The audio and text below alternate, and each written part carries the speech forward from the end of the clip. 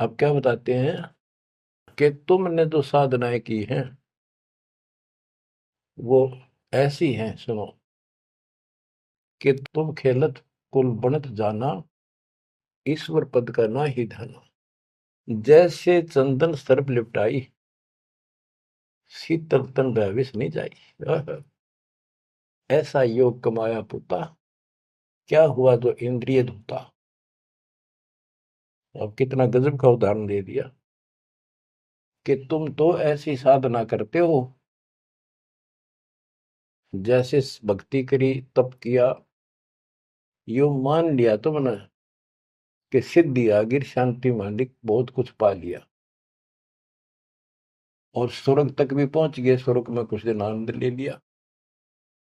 जो स्वर्ग में रहोगे कितने दिन। यहाँ एक गजब का उदाहरण दिया है कि जैसे चंदन सर्प लिपटाई, शीतल तन भया विष नहीं जाई। हाय हाय।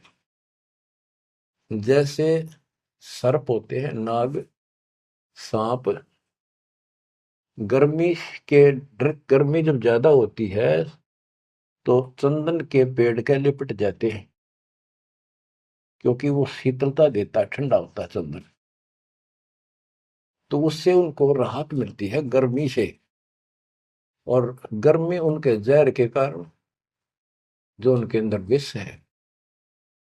तो ये बताया कि तुम्हें जो कष्ट हो रहे हैं, जो तुम्हारी 84 लाख यूनियन तुम्हें भोगनी पड़ रही है, ये तुम्हारे पाप कर्मों के कारण है। वो इन साधनाओं से खत्म नहीं होंगे। स्वर्ग तक की साधना कर ली, स्वर्ग में चला गया, फिर धक्के खाने आने पड़ेंगे। कुछ समय के लिए राहत मिली तुझे, जैसे चंदन सर्प लिपटाई और शीतल तन भया विष नहीं जाई। सांप का शरीर को शीतलता मिल गई, लेकिन विष ने का नहीं उतरा है। ऐसे ही तुम्हारी इन क्रियाओं से, ऐसे ही तुम्हारी इन साधनाओं से जो जन्म मन का रोग नहीं घटेगा। स्वर्ग में कुछ दिन का लिए सुख लेकर फिर ये धक्के खाओगे।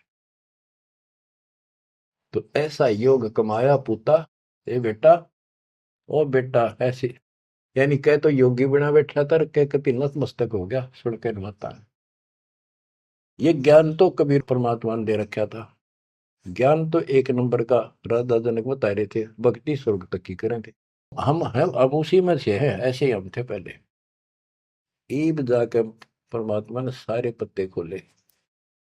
ऐसा योग कमाया पुता, क्या हुआ जो इंद्रिय दूता।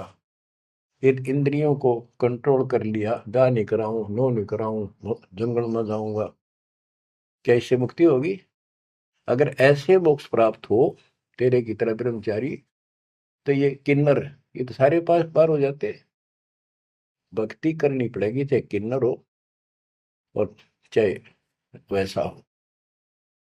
जैसे ब्रह्मा विष्णु महेश तीनों शादीशुदा, और इनकी भक्ति करने वाले इनों के ब्रह्मचारी रहना चाहिए।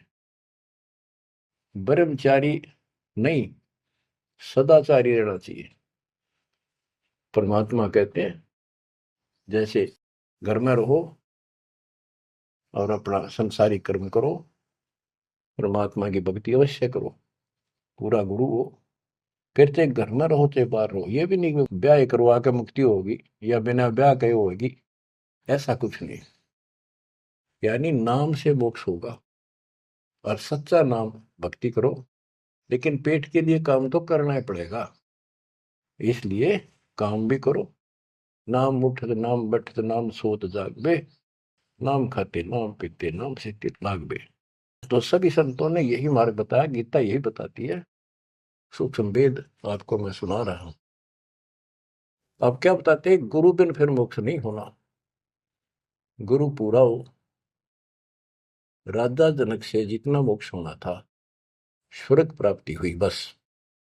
तो जो भक्ति तुम कर रहे हो ये स्वर्ग तक की प्राप्ति है, और स्वर्ग के महास्वर्ग जाके, ब्रह्मलोक जाके वो लोग वापस आते हैं।